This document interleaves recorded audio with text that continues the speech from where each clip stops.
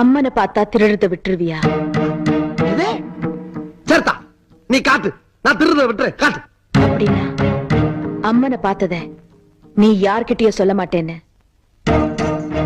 சத்தியம் பண்ண. அவளை போட்டா இருக்கியா நீ?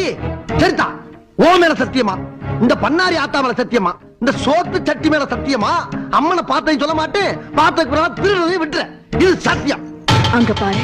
எங்கிட்டு பார்க்க சொல்ற? அங்க பாரு.